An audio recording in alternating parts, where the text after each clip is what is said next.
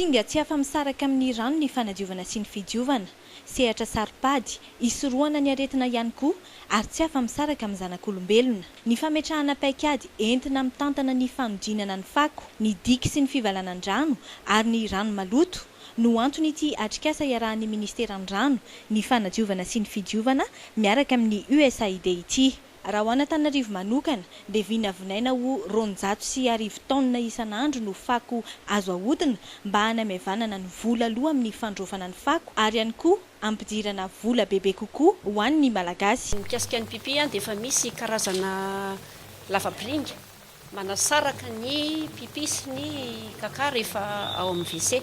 Dia ny pipi azo diovina mba azo ampiasaina dia atao fanondrahana gazon, azo entina ambolena, ampiasaina koa ary amin'ny fanadiovana reny fitaovana fikarakarana ny fako reny. Izay izy koa ny anton'ity atelier ity zany ahoana ny teknika entina anentanana antsika malagasy rehetra hoe ahodina izy ahoana ny ampiasana vola entina pandrosoana ny fiainan'ny mpianakaviana. Raha mahakasika ny fitarihan-drano any Atsimondray dia efa misy amin'izao fotoana ny tetikasa lehibe ho tanterahan'ny ministera efa voafaritra mazava ny soro-dalana rehetra mahakasika ny famatsim-bola ho ampiasaina amin'izany ary efa eo am-pelatanana amin'izao fotoana ny 2,000 tapitrisa ariary na ny 500 ny teti-bola ilaina.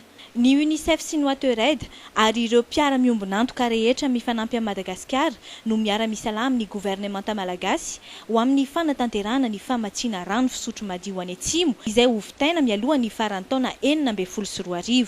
Hotohizana amin'ny taona 2024, 2024 ny andro distrika tsy vita ao anatiny ny faritra ihany satria nambaran'ny ministra ny rano fa vaindohan-drarany ny fanjakana ny fijerenany mahaolona manerana ny nosy. Dingana voalohany ho iatrany izy izao atao izao ka mbola miantso fifanomezan-tanana hatrany amin'ireo mpamatsy vola ny fitondrana hanatsarana ny fiainan'ny malagasy iray manontolo.